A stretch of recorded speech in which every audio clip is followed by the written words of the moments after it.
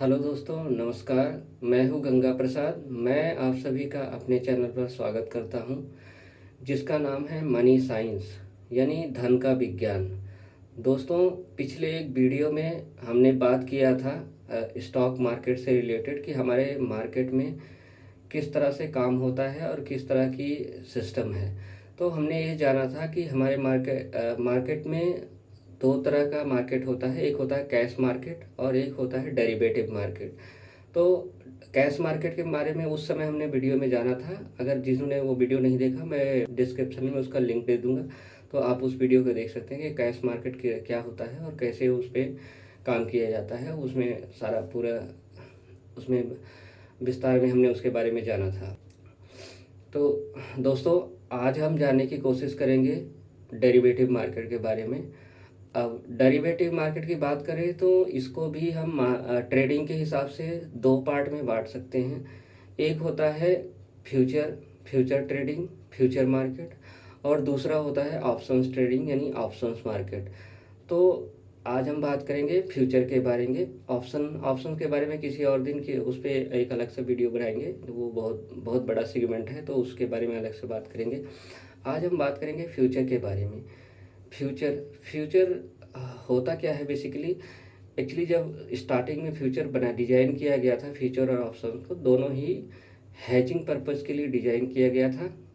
और आज लोग उस पर ट्रेडिंग करने लगे हैं। लोग उसको ट्रेडिंग करते हैं, as a leverage product use किया जाता है, बट उसको मेन पर्पज उसका जो था वो हैजिंग के लिए बनाया गया था।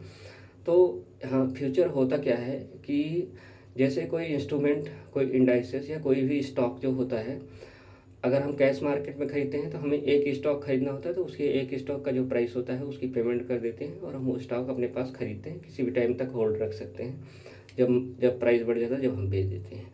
अब फ्यूचर में क्या होता है कि फ्यूचर में आपको एक स्टॉक नहीं मिलता, उसमें एक कॉन्ट्रैक्ट होता है। स्टॉक भी नहीं होता फ्यूचर में, एक्चुअली एक कॉन्ट्रैक्ट होता है बायर और सेलर के बीच में। जो बाय कर रहा होता है, जो सेल कर रहा होता है, अब उसकी कॉन्ट्रैक्ट की एक वैल्यू भी होती है। अब वैल्यू क्या होती है, वहाँ पे एक स्टॉक नहीं होता, एक स्टॉक का पूरा बंच होता है, मतलब पूरा एक लॉट होता है जिसमें बहुत सारे स्टॉक्स होते हैं, मतलब नंबर ऑफ स्टॉक होते हैं उसके पर्टिकुलर स्क्रिप्ट के। तो उस बंच को पूरे का कॉन्ट्रैक्ट खरीदना पड़ता है। अगर आप एक कॉन्ट्रैक्ट ले रहे हो तो उसमें सपोज हो सकता है कि 100 लॉट्स हो या फिर 1000 लॉट्स हो। तो उस तरह का लॉट्स होते हैं, उस लॉट्स को पूरी हमें खरीदना होता है। तो उसकी वैल्यू आज के टाइम में मार्केट में देखें तो इंडाइसेस में अगर आप लेंगे फ्यूचर में, तो 10 से 15 लाख की वैल्यू होती है। और आप उसमें स्टॉक में जाएंगे, स्क्रिप्ट्स में जाएंगे पर्टिकुलर, तो उसमें डिपेंड करता है कि उस स्टॉक की वैलिडिटी कितनी है, उसके बिहाफ पे फ्यूचर का जो प्राइस होता है वो वैल्यू बनती है। तो नॉर्मली अगर एवरेज देखेंगे तो 15 से 20 लाख या 15 से 20 लाख के आसपास की जो फ्यूचर की वैल्यू होती है वो होती है। तो उसमें क्या होता है कि आप अब क्या है कि आप ये सोच रहे होंगे कि ये अगर हमें कॉन्ट्रैक्ट खरीदना है तो 20 लाख रुपए की वैल्यू है तो 20 लाख पेमेंट करनी पड़ती है। नहीं, उसमें ऐसा होता है कि एक्सचेंज ने एक मार्जिन डिसाइड कर रखा है, जो कि आप 20 लाख की उस वैल्यू, कॉन्ट्रैक्ट की वैल्यू के लिए आप उसको पे करके, एक मार्जिन मनी है जो कि आपके एक्सचेंज को पे करके आप उसकी 20 लाख की पूरी वैल्यू को अपने पास, जो उसकी एक्सपायरी तक के लिए रखें। इसमें एक एक्सपायरी भी होती है कि जो भी कॉन्ट्रैक्ट बनता है वो एक दिन एक्सपायर हो जाता है, एंड हो जाता है, उसको क्लोज करना पड़ता है। और यहाँ पे फ्यूचर की जो एक्सपायरी होती है वो मंथली बेसिस बनी होती है। जैसे इस समय ये सितंबर का महीने चलता है, सितंबर महीने की एक्सपायरी का होता है।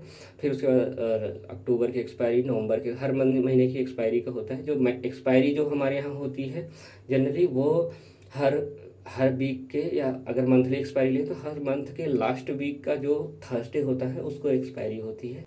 तो इस तरह से डिसाइड होता है कि एक्सपायर होता है, और उसको लोग फिर आप बाय करते हो फ्यूचर को, जो कॉन्ट्रैक्ट होता है, और उसको फिर अगर उसका प्राइस बढ़ गया तो सेल करते हो। सेल करने वाला जो होता है वो उसको सेल करता है ये मान के कि उसका प्राइस नीचे जाएगा। जब नीचे जाता है उसे प्रॉफिट होता है तो वो उसको बाय करता है।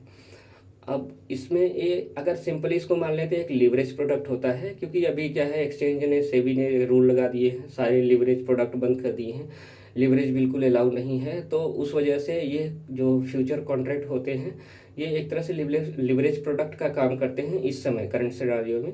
पहले तो लिवरेज बहुत मिलता था, 10 गुना 20 गुना लेवरेज मिलते थे, बट इस सिनारियो में अभी जो सेबी ने रूल लगा दिया, इस समय फ्यूचर का यूज़ सबसे ज़्यादा लिवरेज प्रोडक्ट के रूप में किया जा रहा है कि अगर किसी स्टॉक को आपके पास 1.5 लाख रुपए या 1.5 लाख रुपए पड़े हुए हैं जो कि मार्जिन मनी होती है, वो पे करके आप 10 से 15 लाख का मतलब फ्यूचर का कॉन्ट्रैक्ट पूरे वैल्यू उठा सकते हो। उसकी वैल्यू 10-15 लाख की होती है, बस मार्जिन मनी पे करना पड़ता है 1-1.5 लाख रुपए की। इसके बाद अब हम बात करते हैं कि फ्यूचर से हैजिंग कैसे की जाती है, क्योंकि मैं कह रहा था ना कि फ्यूचर एंड ऑप्शन दोनों को हैजिंग पर्पज के लिए बनाया गया था। तो हम बात करते हैं कि फ्यूचर से हैजिंग कैसे होती है। और इस चीज़ को जानने से पहले कि हैजिंग कैसी होती है, हम पहले ये जान लेते हैं कि हैजिंग हमें करना क्यों होता है। क्योंकि आजकल लोगों को ना पता ही नहीं होता कि हैजिंग क्यों करना होता है। वो तो ये सोचते हैं हैजिंग का मतलब हमें सिर्फ लॉस से बचाने के लिए, कि अगर मार्केट ऊपर से किसी मतलब हमें ना पता अननोन रीजन से या किसी दिन ख़राब खबर की वजह से मार्केट नीचे खुल गई या हमारा स्टॉक नीचे खुल गया, तो हमें लॉस से बचने के लिए हम हैजिंग करते हैं। ऐसा नहीं है। आप हैजिंग को समझिए, हैजिंग होती क्या है। तो हैजिंग हमें करना क्यों होता है, सबसे पहले ये जानते हैं। हैजिंग करना इसलिए होता है कि सपोज दैट आप क्या है, आपके पास किसी स्टॉक का मान लेते हैं कि आप हैजिंग वही करता है। फ्यूचर में हैजिंग बेसिकली क्या होता है कि फ्यूचर में हैजिंग के लिए को उन्हीं के लिए किया गया था जिनके जिनके पास बड़ी संख्या में या बड़े साइज में होल्डिंग होती है किसी स्टॉक की। तो अब हैजिंग क्यों करते हैं, क्योंकि आप जैसे मान लो कि आपके पास 1 करोड़ की होल्डिंग पड़ी हुई है। अब आपके पास 1 करोड़ किसी स्टॉक की होल्डिंग पड़ी हुई है। अब हैजिंग आप कैसे करोगे। तो हैजिंग कभी भी 100% हैजिंग नहीं की जाती है। मतलब जितने की होल्डिंग है उतने की हैजिंग नहीं की जाती है, मैक्सिमम 50%। मेरा जहाँ तक मानना है, मेरे हिसाब से मैक्सिमम 50% हैजिंग की जाती है। और अगर आप 20%, 25% हैजिंग करोगे बहुत अच्छा होता है। उसमें एक एवरेज हैजिंग होती है जिसमें ना आपकी जो कॉस्ट लगती है, क्योंकि हैजिंग करने में कॉस्ट भी लगती है। उसको हैज करने के लिए एक प्राइस पे करना पड़ता है, प्रीमियम, तो उसकी कॉस्ट भी लगती है। तो हमें क्या करना होता है कि आपके पास मान लेते हैं 1 करोड़ रुपए का होल्डिंग पड़ी हुई है। अब उसमें से आप क्या करोगे, 25% की हम हैजिंग करनी है, हमें 25 लाख की हैजिंग करनी है। तो 25 लाख की हैजिंग करने के लिए हमें जो यहाँ पे अगर हम जैसे 1 लाख या 2 लाख की हैजिंग करेंगे तो हमें लगभग 2 लाख रुपए, 2 से 2.5 लाख रुपए पे करने पड़ेंगे मार्जिन मनी उसको, एक्सचेंज को। तो हम 25 लाख की हैजिंग कर लेंगे। तो हमने मार्जिन मनी 2.5 लाख रुपए, आप चाहो तो अलग से कैश डाल के कर सकते हो, चाहो तो उसी जो आपके 1 करोड़ की होल्डिंग पड़ी हुई है उसी को आप प्लेज करके भी, आजकल के टाइम में हो गया कि आप प्लेज करो और उससे हैज कर लो अपने पोजीशन को। अब हैज क्यों करते हैं, सपोज दैट आपने शाम को मतलब, अब हैजिंग पूरे हमेशा तो की नहीं जाती। आप पूरे दिन मार्केट खुली रही उसमें अगर आपको दिख रहा है कि मार्केट नीचे है, आप सेल कर सकते हो। लेकिन क्या होता है कि जब शाम को आप जा रहे हो और आप हैज करके जा रहे हो, आपने फ्यूचर सेल कर दिया 2 लॉट, तो अगर किसी खराब खबर की वजह से अगले दिन मान लेते हैं कि मार्केट 10%, आपका स्टॉक 10% नीचे खुल गया वहाँ से। अब 10% नीचे खुल गया, तो अगर आपने हैज नहीं किया होता तो क्या होता कि आपका सीधे 10% नीचे खुलते ही आपके 1 करोड़ की होल्डिंग है तो आपका सीधे 10 लाख रुपए का नुकसान हो रहा था वहाँ पे।